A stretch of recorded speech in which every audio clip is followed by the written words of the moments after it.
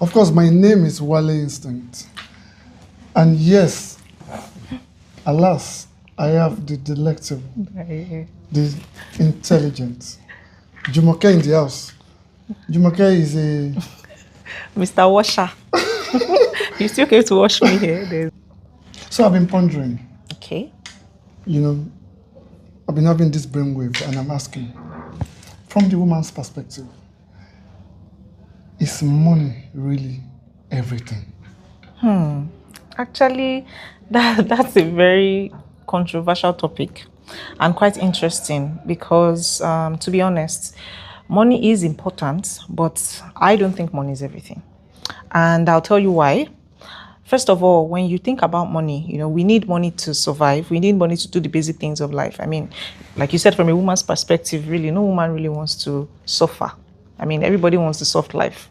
You want to be able to maintain. It costs money to do the nails. It costs money to make this hair. It costs money to buy the clothes, you know, and to look good. The least wigs of this world. Exactly, you get it. But the truth is, there are other things more important than money. And when it comes to life, you need to understand that and put things in perspective. Because if you were supposed to choose between money and skill, for instance, I don't think you should choose money, especially when you're just starting out your life. You need to think long term. But if you just think about the short term, you make a mistake. It's just like the way they always say, that they'll say, most girls will be like, the man has to have money, he has to be okay, everything has to be all set and nice. Yes, it's good if you have that, but the honest truth is, eventually, if a man is smart, is intelligent, and he has vision for his life, he will have money eventually. But that should not be like the first thing you look out for from the very, very beginning. Because if you look out for that, and you just go after only money, the kind of package you might get, you might not like it. As a man, I'm feeling, wow, this is a wife material. Yeah, started watching me again. But in any case, what then do you think should be the object of our consideration? Okay. When we are discussing this topic, is money really everything? What are the things that, Jumoke, you think that we should, look at? Okay. Funny enough, one of our professors in school actually taught us this concept that she called SVCC. And although she was talking about it from a point of business and entrepreneurship, but if we want to, then I believe we can adapt it in this situation and then bring it into our own personal lives as humans. So first of all, like I said, money is important. Is money everything? No. Money is a servant. And if you can make money a tool instead of your master, then you'll be fine. But the things that are more important, if I were to use her framework, the S stands for skill and competence. So as a person, I believe that whatever you find your hands to do, you need to do it well. You need to be good at what you do. Like a friend of mine would always say, he wants to be the 1% of the 1%. So if you build a lot in your competence rather than chasing after cash from the onset, the truth is, money will gravitate towards you eventually. So you're saying we should build our castle on the foundation of skills, of just basically what we have learned, or we should learn. Yes, exactly. I know the Japanese culture, they believe so much in skills, yes, in building your skills. They have this system of mentorship where they call it, if I can remember now, is it the Takumi system, where there is a master, then there's a servant who teaches who teaches the next generation how to do a certain job that's properly. Actually very similar to what the Igbos have in terms of their own apprenticeship. Exactly. Okay. Apprenticeship system. So basically, skill is everything because it's long term, and that way the money will rush in eventually. Now, the second one that she spoke about is the second V was your virtues and your values. What do people know you for? What do you stand for? What you stand for and what people know you for will determine the kind of things you would attract. When people know that you're a person of integrity and they know that you're a person that they can actually trust, people will gravitate towards you, and the more people can gravitate towards you, the more money you have eventually. Because when you have good values, it in a way makes people know that they can trust you, because they know that, oh, Wale, for instance, is a man of integrity. So if I put my money in his hand, no stories, my money is safe. If he tells me, yes, this thing is white, I won't come back tomorrow and see that it's now black. It's never going to be white and black. It's always going to be that same color that he told me, because I trust him. Nobody really wants to work with someone that they can't trust. So it's like all the thing about that framework that really interests me is that they have a way of attracting money at the end of the day. Like I said, it's important. But if you put it at the forefront, then eventually even people that chase after money don't get it. The people that don't chase after it are the ones that don't have it in surplus. Eventually. I think because I have a background in sales and marketing. Okay. Basically, here you are talking about your value proposition. Yeah.